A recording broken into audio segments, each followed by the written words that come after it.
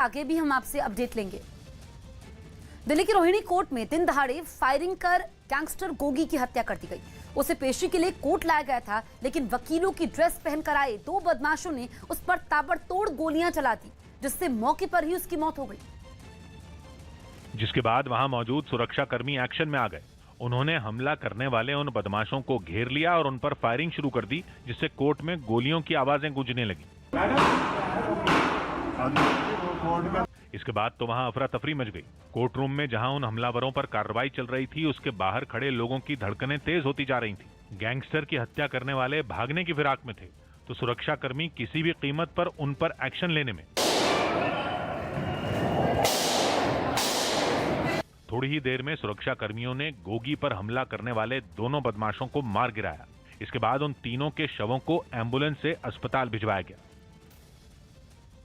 और इस बीच पता चला कि टिल्लू गैंग ने इस हमले की साजिश रची थी।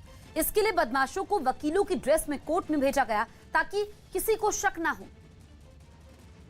जिसके बाद जैसे ही गैंगस्टर गोगी को पेशी के लिए कोर्टरूम में लाया गया, वहां वकीलों की ड्रेस में पहले से मौजूद बदमाशों ने उस पर ताबड़तोड़ गोलियां चलानी शुरू कर दी। इस हमले से गोगी जमीन पर गिर गया। इसके बाद जब तक वहां पुलिस की कार्रवाई होती रही, लोगों के बीच डर का माहौल बना रहा। यहाँ पर अफरा तफरी का माहौल है। कई वकीलों के अंदर काफी रोष है किस तरह से घटना हुई है।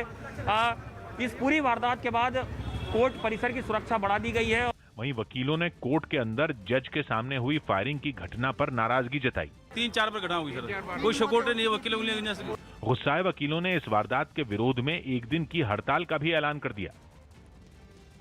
उन्होंने पुलिस की सुरक्षा में होने के बावजूद गैंगस्टर की हत्या किए जाने पर यह कदम उठाया। खबर है कि जिस वक्त गोगी को कोर्ट में लाया गया, उसके साथ सिविल ड्रेस में हथियार लिए पुलिस के 8 जवान उसके साथ थे। यही नहीं, जिस गाड़ी से उसे कोर्ट लाया गया, उसके साथ एक और गाड़ी भी चल रही थी और उसमें भी 7 से 8 जवान हथियारों के साथ मौजूद थे। यानी कुल 15 जवानों के घेरे में गोगी था, लेकिन इसके बावजूद उसकी हत्या कर दी गई। बताया गया कि उससे बदमाशों ने 8 से ज्यादा गोलियां मारी।